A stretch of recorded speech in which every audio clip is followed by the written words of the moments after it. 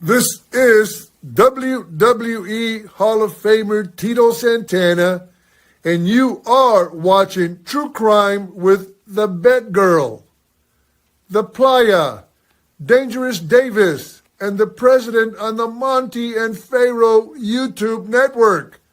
Arriba!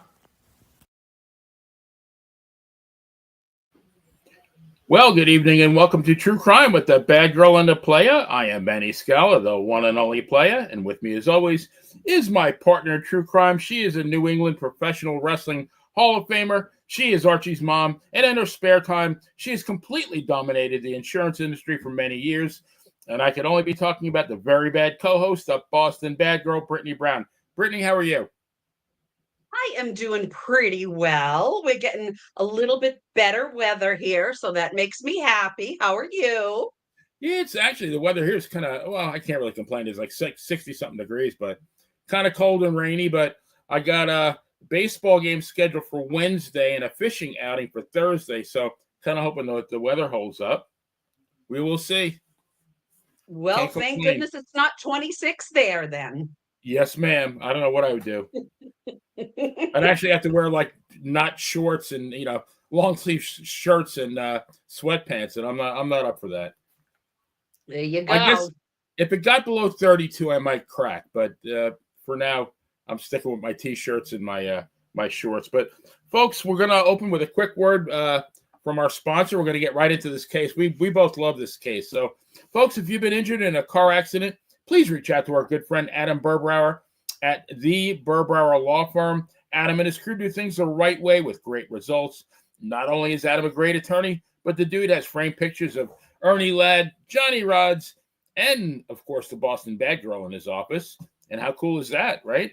If you see Adam at the community pool trying to nail that elusive triple Lindy, you're going to notice superstar Billy Graham on his back and Bret the Hitman Hart on his chest. The guy is not only the man of the hour, a man with the legal power too sweet to be sour, he is also the excellence of elocution.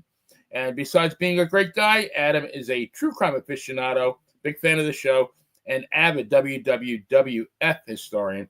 Who else can get you a great settlement and talk about the great career of spaceman Frank Hickey? Do you remember him, Bad Girl, or is that before your time? Absolutely not. Okay. Yeah, I'm dating myself here. So check. He was about 1968. Check out Adam at burbrowerlaw.com and follow him on Facebook. And don't forget to tell him that the Bad Girl and the Playa sent you. So I got to say, the Bad Girl gets all the credit for this episode. I had completely forgotten about Sally McNeil, a.k.a. Killer Sally. So, Bad Girl, many thanks. That was a great call. So if you would be so kind as to give the usual suspects out there a summary of this very interesting case, and then we can all chat if Killer Sally got a fair sentence. Yeah, now this one I found, just so you know, I was looking up another case that we did. I was looking for on Netflix, and I found this case, and I was captivated. At first, it didn't look interesting to me, but the more I watched it, the more I was hooked, similar to you last week. This was absolutely unbelievable. So yes, I will start with the facts. So McNeil was born Sally Dempsey in Allentown, Pennsylvania on September 30th, 1960, and describes her upbringing as tough, including exposures to violence so frequently that she had thought it to be commonplace in every home. Sally's father, Richard Dale Dempsey, was an alcoholic who was frequently abusive to her mother. Her mother remarried when Sally was 3 years old, and they had 2 daughters, Judy and Jill, who were Sally's half-sisters, according to the Killer Sally documentary. Bad Girl, what percentage? What I was going to say, what percentage of the people we have portrayed on in this show in 35 episodes? How many broken homes do you think there have been? 33? 35? Yeah, maybe. I mean, none of these people had a normal upbringing. That's what it seems like. Yeah. It seems like everyone. And this one is you know, I mean, I got to tell you, I grew up and I didn't know anybody from an abusive home. So the fact that this poor girl grew up close to the time that I did, she's older than me, but pretty close. And she thought growing up in an abusive home was normal. That was Right. normal. Like everybody did that. I don't Yeah. know anybody that did that. No, same here.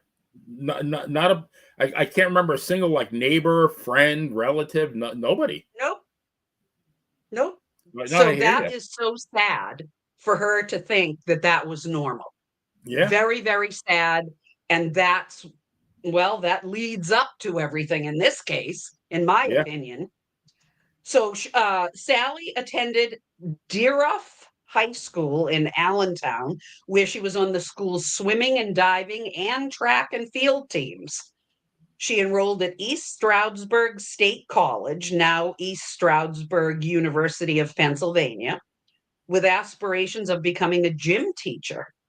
After 3.5 years in college, however, she ran out of money to fund her education and she dropped out. Now that is very sad because I think if that didn't happen, I'm not so sure we'd be telling this story right now. But you gotta. I mean, most schools have, and I would say almost every school, especially a school like that, that's a very renowned school for teachers. And Yeah. I would think that wouldn't they have a financial aid department? And if she said, "Look, man, I'm a half a semester from graduating, can't you, or half a year rather, a semester, can't you help me out? Like, can you get me some scholarships, grants, student loans, something? You're that close." You're like, it's running a race, a marathon, what, 26 miles, and Yeah. 100 feet from the finish line, you say, screw it. Yeah, I know. I know. So it kind of makes me wonder if that real, she may say that was the reason, because I agree with you. Um, Now and back then, yeah, this should have absolutely been. So that's kind of hard to believe that that was fully the reason why she dropped Yeah, out. I think I agree. There's more to it than that. Yeah, I think so too. So as her brother and her uncle before her, McNeil served in the USMC at Camp Pendleton. She rose to the rank of sergeant. And, she's a little bitty thing.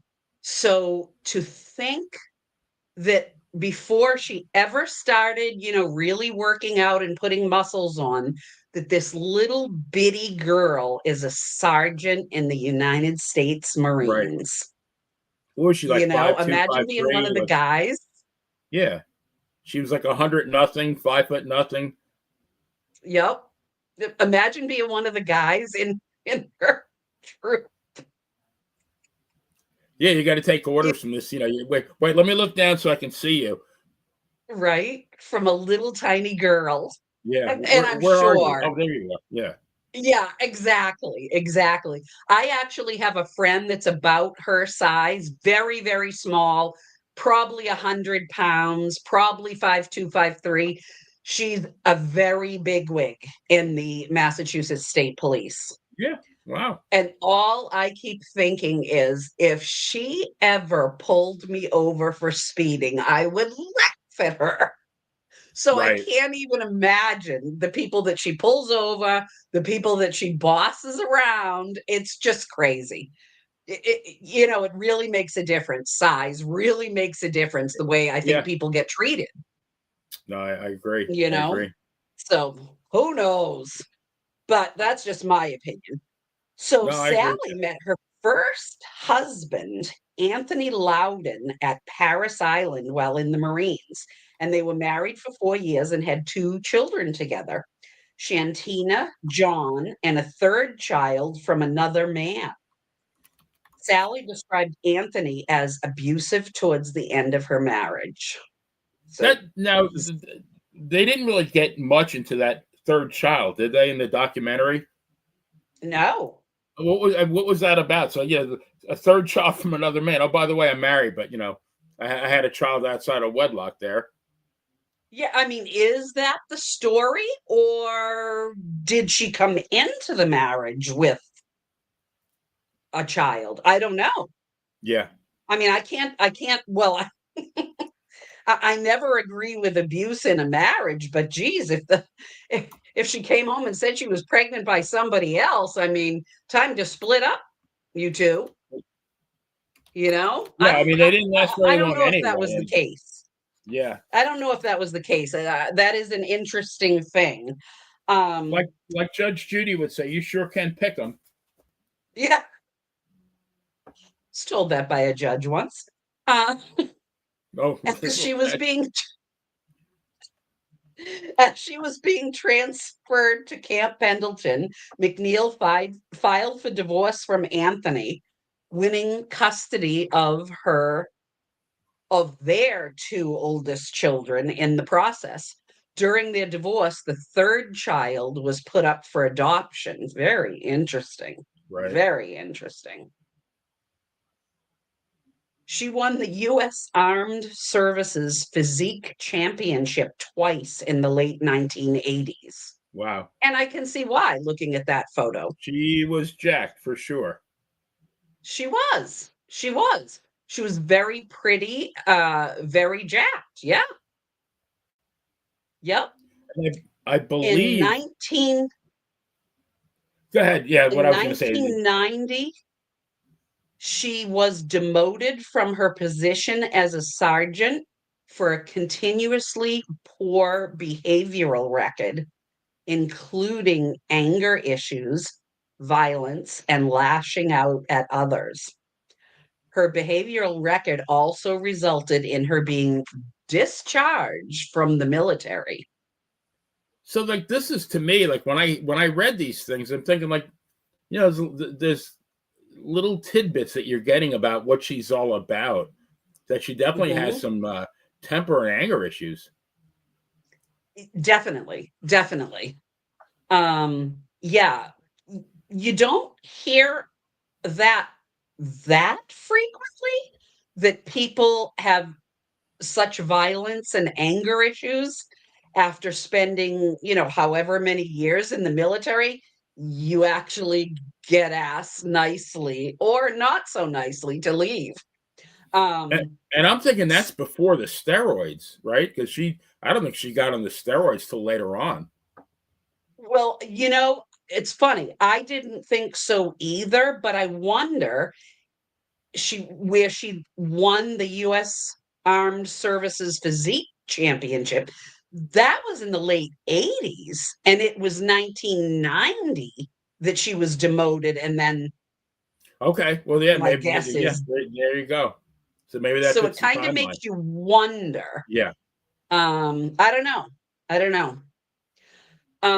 So let's see. Sally started bodybuilding during her service at Camp Pendleton, where a friend introduced her to Ray McNeil, another competitive bodybuilder, in June 1987. Now, they dated for only 2 months before getting married. There's your big mistake. Yeah. 3 days after they got married, Ray began abusing both Sally and her two children. Sally was allegedly choked and punched by Ray.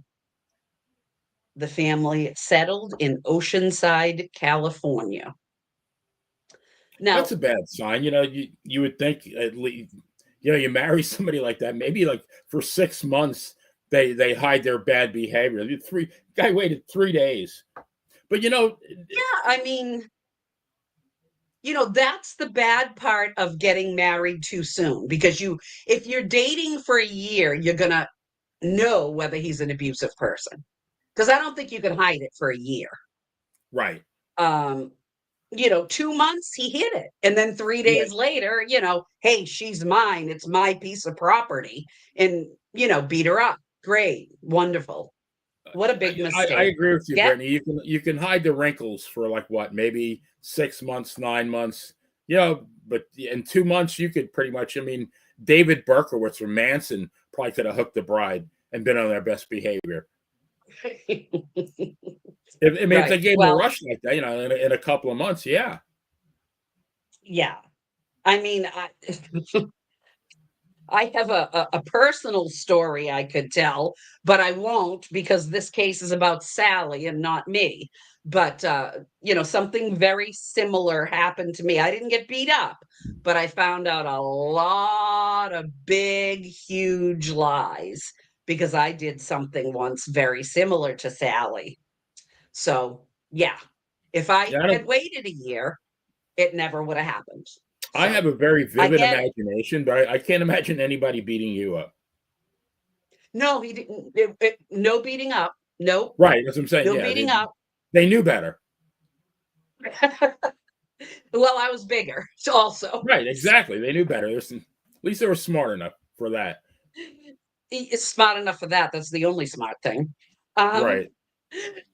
Child services frequently visited her for reports of abuse to her children by her neighbors, teachers, and family members. That's three big bunches of people that are seeing Well, the yeah, when your own same family rats stuff. on you, that's not good. Yeah, that's pretty scary. And what's worse is the children actually suffered from malnutrition. Oh my God. How? Does this happen? The apartment was unlivable, and they were both left alone for multiple days in a row while Sally would go to the gym out of town, out of the state, and out of the country, Well, now, allegedly. wait a minute here, because if both her and the husband are into bodybuilding, you look at any bodybuilding. I watch a lot of bodybuilding diet videos. You look at any of their fridges, it's like a Fort Knox. It's got everything in it. So you mean to tell me like they ate all the food and they left these poor kids with nothing? Sadly, I think that's what happened based on what Yeah, I watched, based on the the, that's the really sad. I three-parter mean, that, yeah, it seems like, I mean, I believe at times there was not even any food for her left, that Ray ate so much. well, now So she was a pro also, I believe, but I don't think she had a very good career. I mean, and we'll talk about Ray in a second. I mean, he had a somewhat decent career, and I asked Phil to maybe speak on this in a little bit. Phil DeCesare, the president, about his pro right. career. But yeah, that's sad. I mean, the fact that those poor kids, I mean, left alone, no food, dirty apartment. I'm surprised they didn't get taken. I'm surprised too. I mean, I'm also surprised that a woman would do this. I mean, I've never known anybody that would ever do such a thing. I've known a lot of people in a lot of different industries, and I don't know anybody that would have their kids live like that and just take off and leave little kids with no food and no school. I mean, why isn't somebody coming in and taking them, especially if they've been reported before? I mean, it like you said, why weren't they taken? It doesn't make sense. Right. I mean, how many So, times you got to go out there? Child CPS. It's like well, enough's that's enough. the thing. Wouldn't you think like three times is a charm, and now they get taken? Yeah. Yeah. Unless you're my cousin I Vinny, don't you think can it's six times a 17. him. But yeah, no, I agree. Jeez. So, when she was discharged from the military, she began a career wrestling men on video for $300 an hour, earning her the moniker Killer Sally. She was trained by video maker Bill Wick, who was the husband of Kay Baxter. She made enough money to enable Ray to leave the Marines and concentrate on his own bodybuilding career. Ray started using steroids, which Sally blamed for his violent behavior. Sally would even go to Tijuana, Mexico with her children to buy steroids for herself to use and sell at the gym. Wonderful. Ray used top end steroids from a reputable distributor. Of course he did, because only the best for Ray. Right. Sally would admit that she was not proud of this and considered this to be bad parenting.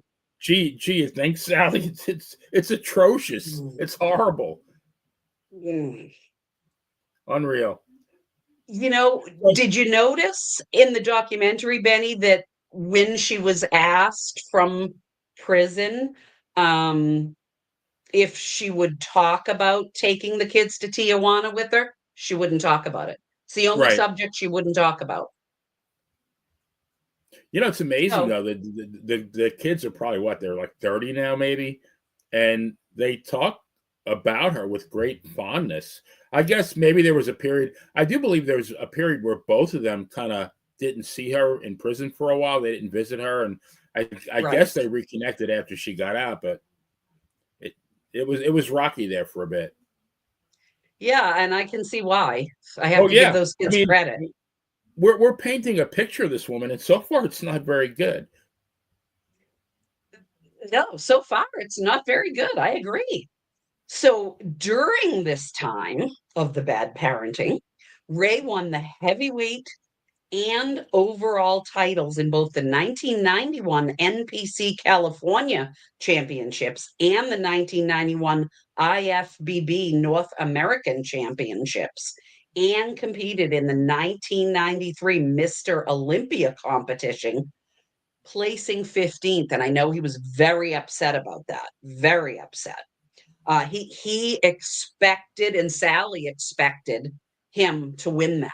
So I know that they were very upset. He also There's only began one problem with that. participating in. There's a guy. I think there was still a guy named Lee Haney. Yes. Yeah, who was, I think, at that time winning his 8th Mr. Olympia in a row. But yeah, I'm sorry. Yeah, no, you're absolutely correct. And I can see why too. So Ray also began participating in professional wrestling and did stand-up comedy, performing his material in free shows at the comedy club in La Jolla, San I think Diego. it's La Jolla. I've never La been to Jolla. California. I think it's La Jolla. La Jolla. Okay, that makes sense. Ray had been dating another woman at the time and had decided to leave Sally for her. According to Ray's friend Dwayne DJ Jeffers, Ray actually planned to spend Valentine's Day in 1995 with the other woman and not his wife Sally. Ray apparently even told DJ that he would be telling Sally about ending their relationship. DJ warned him about the shotgun in their house, saying she might shoot him, but he said Ray only laughed it off. I want to go. I want to go back for a little bit because I know Phil and J.A. Will are 2 huge bodybuilding fans, and 15th. I mean, to be number 15 in the Mr. Olympia is the best of the best of the best. Right. But to be like the 15th best in the world at something is pretty damn good. I mean, you're talking about Major League Baseball, football, NBA. You're talking each have maybe 500 to 600 players. So even to be in that is like very prestigious, even if you're, you're riding the bench. But to be the 15th, the only problem is, like only maybe the top, I would say. And, I'm sure that he could have made a decent living, even if placing at number 15. But I researched his career, and that was his only Olympia that he placed in. I don't know if he competed in other Olympias, but but I don't know if they still do it, but back then they did, they called it a Grand Prix after the Olympia, mm-hmm. that they'd go like all of like France, Greece, Spain, and mm-hmm. They'd have all these contests. Most of the top guys would not go to these Grand Prix. They would peak for the Olympia, and that was it until the next big show. Mm-hmm. But I think he placed in a few of those. And I think one of the smaller shows, I believe was Niagara Falls Classic. He actually was a runner up. And I think he beat Ronnie Coleman who became an 8-time Mr. Olympia. He placed higher than Ronnie Coleman. So yeah, I Wow. mean, he was, I would say, as far he was a mid carder. As far as if we want to Yeah. turn, translate it to wrestling parlance, he was not a Lee Haney. He wasn't a Dorian Yates. He wasn't a Ronnie Coleman. Any of these like top level bodybuilders. He was, kind of the middle of the pack. And I imagine that there was probably enough endorsement money for him to make a decent living. They don't really say. Let me see with Jay. All you got to do is ask Robbie Robinson about IFBB politics. Arnold was given the 1980 Mr. Olympia.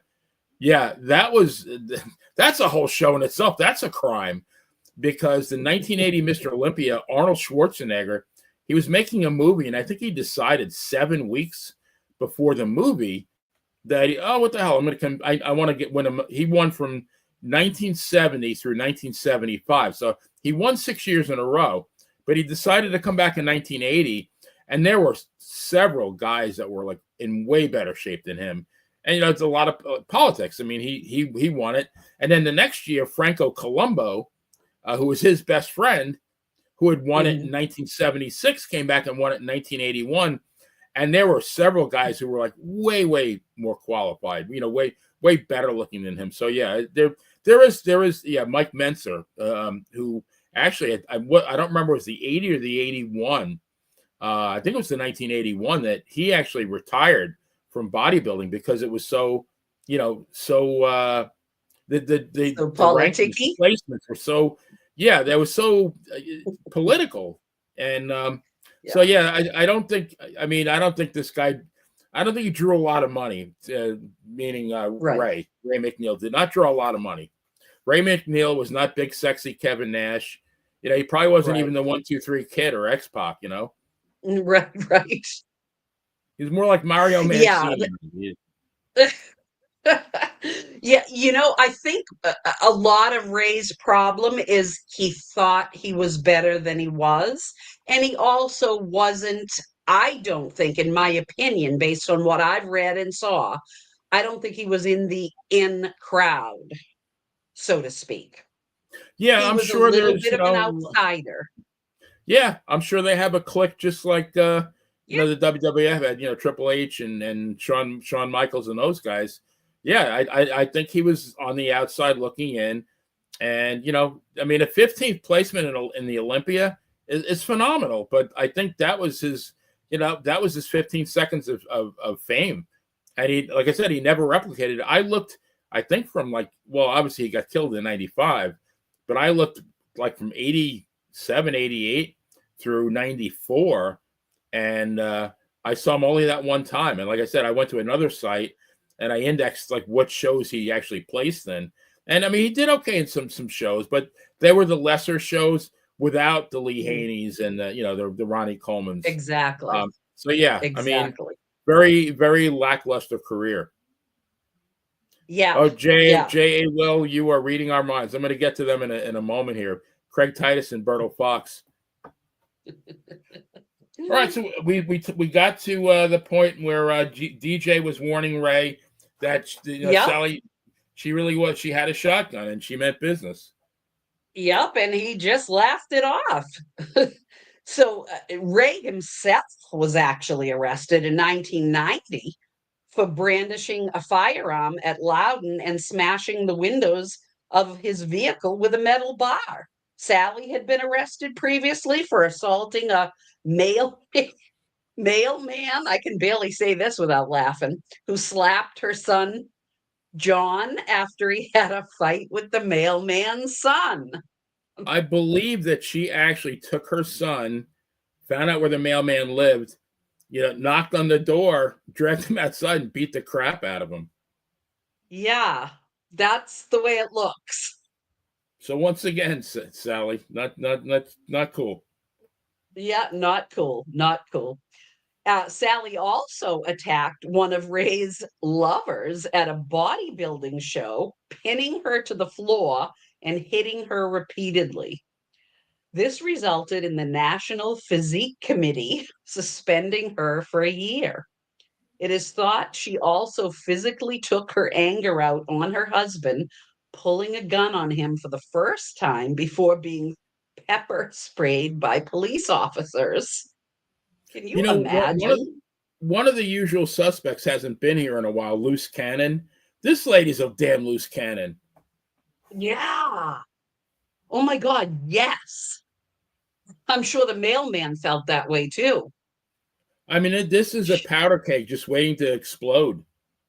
Yeah, on both ends, him and her. Yeah. In 1993, Sally was confronted by a club bouncer for dancing on the tables. Drunk and not wanting to do what he told her, Sally kicked him in the face 3 times. When police arrived, she threatened to kill them. She's definitely a keeper. Sally, Sally, Sally. She was a kind girl, the kind I don't need. Yeah. Now comes Valentine's Day 1995. Sally called 911 telling them, I just shot my husband because he just beat me up. Earlier in the night, Ray was on a date with Marianne Myers, a fellow member of Gold's Gym, instead of spending it with his wife Sally on Valentine's Day. Sally was about to go out and find out where Ray was, but he turned up just after 9:15 p.m. She claimed and maintains that she shot Ray in self-defense when he, spurred by roid rage, began choking her after she accused him of adultery. The police transcript reads that Ray slapped her, pushed her down on the floor, and started choking her. Sally squirmed away, ran into the bedroom, and took her sawed-off shotgun, because we all have one of those in the bedroom, Oh, yeah. out of its case in the closet. Then she shot him twice, once in the abdomen and once in the jaw. You know, I listened to that 911 call. I'm sure you heard it too. Like, she said that I just shot my husband because he just beat me up. She said it with about the same emotion that I would call Chinese takeout and say, I'd like the Kung Pao chicken. I mean, she literally said it with that flat of a tone of voice.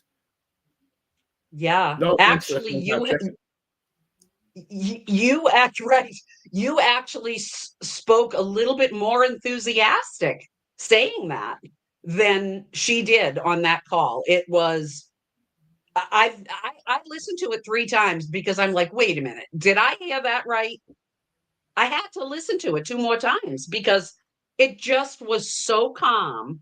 And if there was no crying and screaming in the background from the children, you would have thought she was calling to order takeout. Right. Yeah, I was shocked by that. I mean, I'm thinking, like, am I hearing this right? Like, did she do this after the fact? But no. It was. Yeah, I know. So her bail was set at $100,000. I'm amazed that's all it was set at.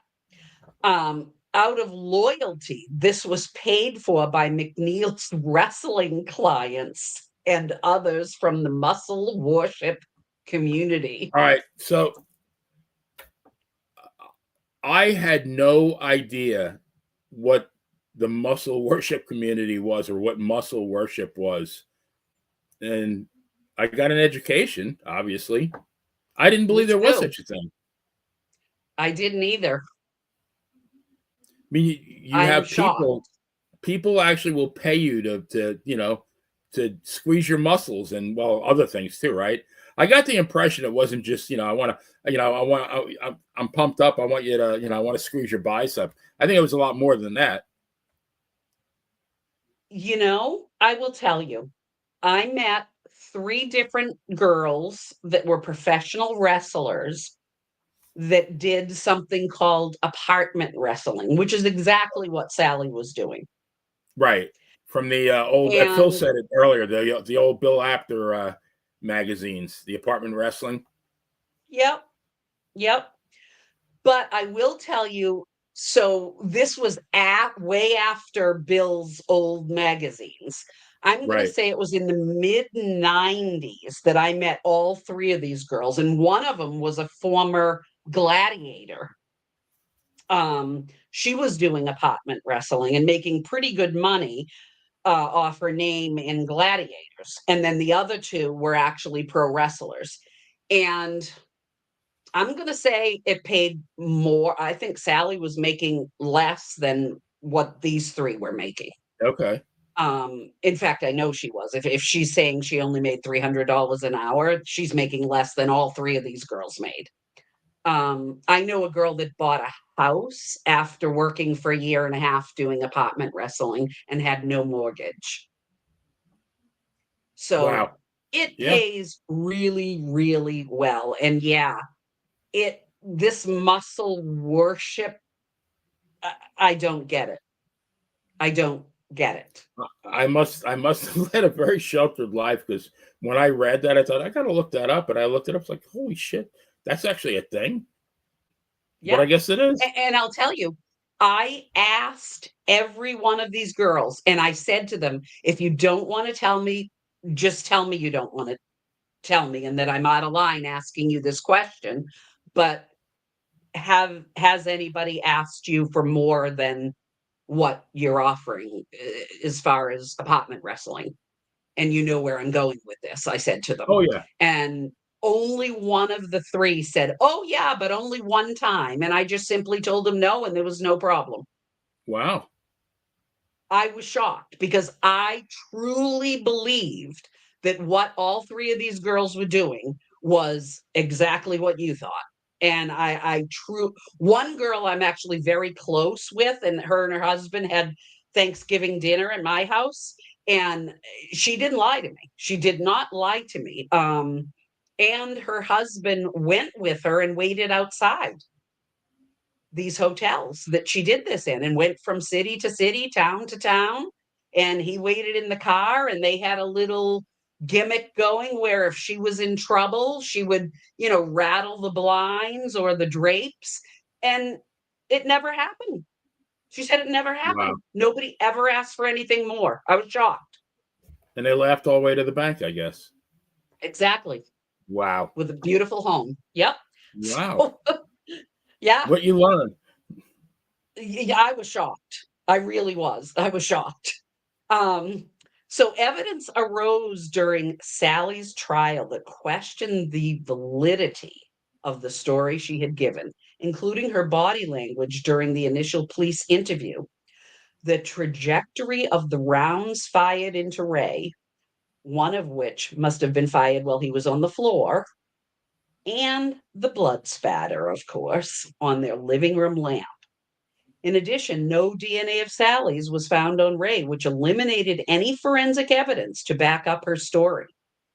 Right. So, in 1996, she was convicted of second-degree murder and sentenced to 19 years to life.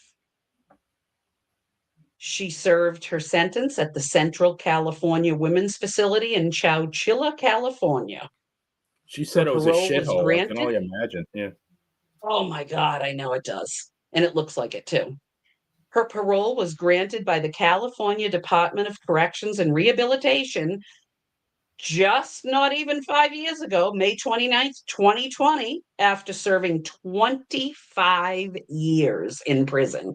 So she Quarter of a did century. not get out on the minimum. She did not get out on the minimum 19 years, which I don't know. I don't know. Following her Like we're going to release, chat about that a little bit after we're done here, but yeah, we can debate that. Following her release, McNeil married Norfleet Stewart, whom she met through her Veterans Transition Center support group. She currently resides in North California. So far, so good with that one, right? Yeah. Although, if I heard that she'd met him in church, I'd feel a little bit better than she met him at a Veterans Transition Center support group. But I mean, as long as they're happy. I saw him at the end of the documentary. He seems like a pretty chill guy, and they seem very happy. So here's hoping she got it right. Like you said, 3 times the charm. But wow, Brittany, what a case! And I think Jay will mention the one guy I'm going to mention now. In 1997, Bertle Fox, who they call Brutal Bertle, who was actually an upper echelon bodybuilder in the mid to late 80s, he was convicted of murdering his 20-year-old fiance and her 36-year-old mom. Now, Bertle was 46. Now, I am the Playa, and I do like the youngins, but when you're 10 years older than your mother-in-law, you might be going just a little bit young, I think, anyway. So, Bertle was sentenced to hang. I think that it was in St. Kitts, but his attorneys were able to get the verdict overturned. And then in 2005, pro bodybuilder Craig Titus kidnapped and murdered his personal assistant, Melissa James, in Las Vegas, Nevada. He was convicted of second-degree murder, kidnapping, and arson, and was sentenced to 21 to 55 years in prison. His wife, Kelly, was also convicted of arson and battery, and I think she was a bodybuilder as well, with a deadly weapon, and served 11 years in prison. So, the wrestling has all these scandals. I guess the bodybuilding community, they have their fair share. They certainly do. Yeah. And I'll tell you, that Craig Titus one is very interesting. Yeah, I've seen a documentary. It's been a while. It's been a couple of years, but yeah, that was very, very interesting. Yeah, scary. Very scary. Yeah. What a couple. Well, I mean, you think about, like, this isn't like Barry Bonds hits a home run, and like you can measure that he hit a home run. I mean, with bodybuilding, everything is subjective, and you could think that, like Ray McNeil, you could think that you're the best. I'm going to win the Mr. Olympia, but guess what? You place 15th, and it's just, I don't know how these guys don't snap, because like you're literally your entire being, your entire life. It's a very selfish lifestyle when you think about it. You get up, your entire being is focused on lifting weights and eating every 2.5 hours, getting a suntan, and making sure that your body is absolutely perfect. It's just, and the competition, the stress has to be unbelievable. I would say so. So. And I'll tell you, I don't think steroids help stress. No. And even for a guy like a Lee Haney or Dorian Yates, the guys who dominated, I would think, they win, but then they got to come back next year, and they can't take any time off. No. The margin of victory, it's like, figure skating, not figure skating, but speed skating. Sometimes the margin is like 3/100ths of a second. It's like infinitesimal. Right. It's, teeny. Same thing with bodybuilding. You have a judge looking at it. To me, like, I wouldn't know how to judge these guys. I mean, you can tell that some look a little bit better than others, but very, very subjective. But so here's the question. It all boils down to this. Do we think Sally McNeil was justly convicted of second-degree murder, or should she have been convicted of manslaughter and given a lighter term? Should she have served 25 years? What do you think?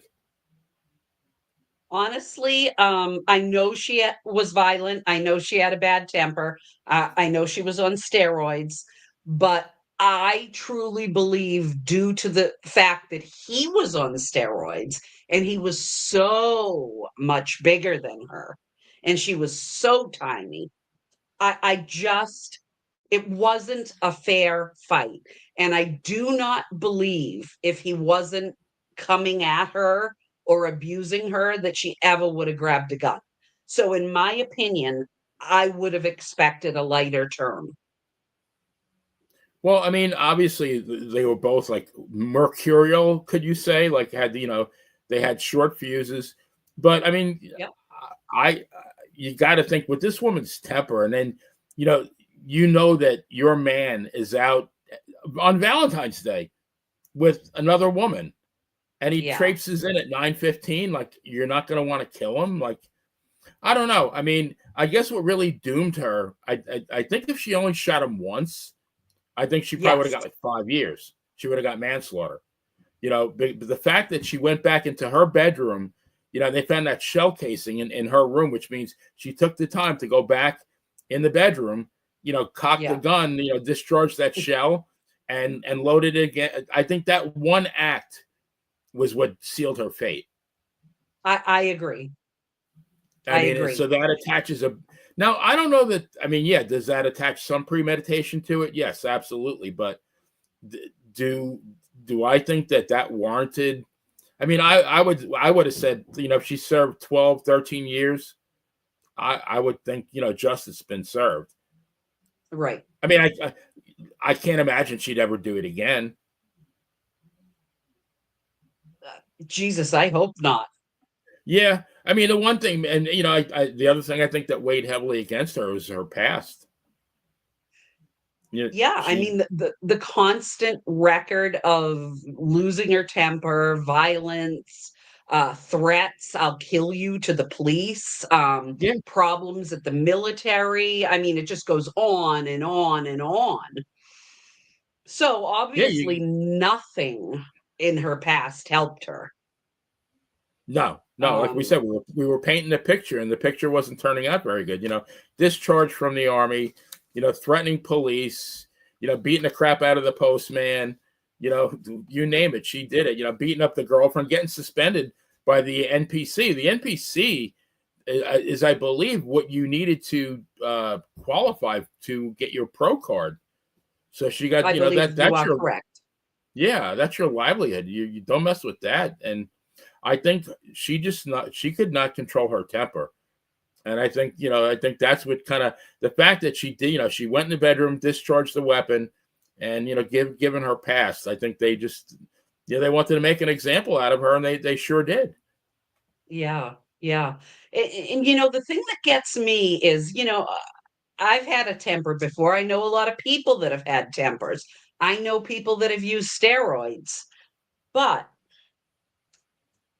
I just don't understand one thing is she knew way before Valentine's that he was cheating. Why do you stay with someone that's cheating on you? It's bad enough that he's doing it, but he's doing it in front of their friends and coworkers. His friends know he's doing it. Their coworkers, meaning the other, contestants, so to speak. Your best friend's son, you better watch out. This, biatch is going to blow you away. I mean, he knew. I know. So, why did she stay? If someone puts their hands on me once, that's it. Done. Right. Done. Well, gone. That's why you're not in jail, and she served 25. I mean, why didn't she tell him, look, I know, I'm going to backtrack. My understanding is that she was pretty much obsessed with him, and it was not an equal relationship, that she loved him I mean, he was her entire world. Yeah. And she was obviously just a small piece of his. And it was a very imbalanced relationship. And, I mean, from what I understand, she was completely faithful to him for the entire relationship, but he definitely did not return the favor. I agree 100%. And it's bad enough that she did this to herself, but the fact that there were really three, but two children that were directly involved with this and were seeing the infidelity, seeing the abuse, seeing, the violence, the steroid using. Why would you ever do that? Like I said, bad enough you do it to yourself, bad enough you're doing it in a relationship, but to have children involved in this type of environment, and they were young. They were young. They were what, 11 and 9. They were very young kids, I think. Yeah. Maria Davis has a great question here. Do you think she stayed because she was so very desperate and hungry for male companionship? I'm going to go first here. I don't think she was. I think she was desperate and hungry for his love that she was never going to get, like, at least on an undivided basis. I mean, I wouldn't say that he didn't love her, but he had other priorities. He was not going to be, he wasn't going to be faithful. He was going to, he was going to do what he had to do, I guess, maybe to take care of the family, which I'm not even sure he did that good of a job with that. But, he was going to play the field, and she wanted him and him only. She wanted him to be a faithful husband. And she was not willing to let go, even when when it was very obvious that he was going to do this. She just kept hanging on. Maybe she thought he was going to change, but he was never going to change. So I don't know if that answers Maria's question. What do you think, Brittany? No, I agree with you, but what I feel bad about that somebody is that obsessed with someone else that Yes. they allowed him to not work, and you go and lower your standards and blow your confidence and self-worth away and do apartment wrestling to support the family, because he wasn't supporting the family. She No. was. He was eating like 5 pounds of steak a day, and Yeah, lifting yeah, weights. That was his whole his whole yeah. job. And that wasn't bringing in any money. No, no, even that You 15th know, placement in Mr. Olympia, that maybe got him a few $1,000. He probably spent yep, 50 times more than that in food and steroids. yeah. And she was paying for it all. Yeah, And it saddens me to think that somebody loves someone that much and that person isn't returning the love, just using her. He really just you know, used her. no, and I my parents are long gone, and they taught me so many valuable things. And but the one that I remember more than anything, and I've tried to always apply it, is they would say, why would you want somebody who doesn't want you? And you have to always, keep that in your mind. Like, if somebody doesn't want you, like, nothing is going to make them want you. So it's best you move on. And, you got to think more of yourself than attaching yourself to. You can't attach your worth to that person. You just can't Exactly. do it. Exactly. And sometimes it takes way too many years to realize that. You may have been told that when you were 20, but it may not have really sunken in until you were Doesn't sink 40. in. It takes maybe 30 years or so to sink in. Oh, now I get it, but now you know, now I'm 50 Yeah, years old. now But I yeah, get I it, mean, but I'm in prison now.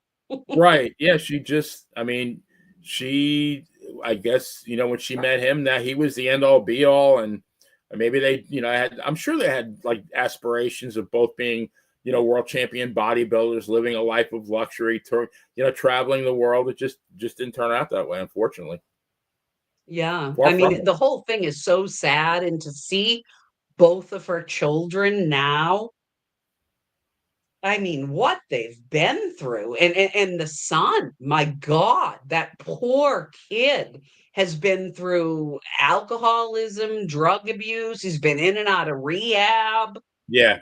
He And took it then really hard. I after think. all those years of not seeing her, not writing to her, nothing, he showed up to walk her down the aisle.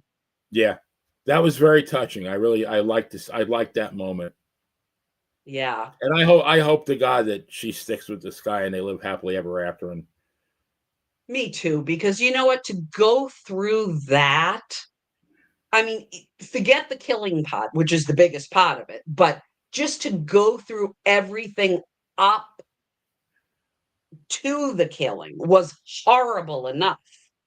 But then adding that in on top of it, and your kids saw it, and there was blood all over the place. I mean, those kids had to be so screwed up. She had to be so screwed up. She got 25 years of like daily counseling. They didn't. no, no, and they basically, I mean, they were orphans pretty much at the age of. I think didn't they live with her mother? I Yeah. believe, but Yep. her mother was probably, I don't know how old she was, but you're meant to raise kids, I believe, when you're younger. I mean, as a grandparent, you're not meant to like discipline children. You're at that point, you want to spoil them. You shouldn't have Right. to be their parent. So, yeah, I Right. mean, it took a long time. I think John, the son, I think he's finally, you know, is somewhat normal, but it took how many years? I mean, he must be about 30 years old by now, I'm thinking. Yeah, and the girl Oh, seems yeah. pretty. I think she served in the military, and I Yep. believe she has a child. But yeah, I mean, what a life for the true victims here. I mean, yeah, Ray McNeil is a victim, but you know, to me, the true victims are those two poor kids. I agree. I agree. And you know, as sad as it was that the other one got put up for adoption, that was probably the luckiest of the three. Yeah, that kid dodged the bullet. Absolutely. Yeah, Well, this was a very great sad. episode, Brittany. Thank you so much. And thanks to the usual suspects in the chat room, as well as the millions and And millions millions. of true crime fans all around the world. And as I say every time, we will never, ever run out of cases to talk about. So make sure you subscribe to the Monty and the Pharaoh YouTube channel so you won't miss any episodes. Please do not forget to join yours truly and Dan Sebastiano tomorrow night at 7 o'clock with Dan and Benny in the Ring. And we have a very special guest. I think you guys are going to like it. Mr. Bobby Horn, who you might remember as Mo from the great tag team Men on a Mission. That's going to be a good one, I think. So for the bad girl, this is the one and only Playa telling everyone to stay safe and see you next crime. Good night, folks.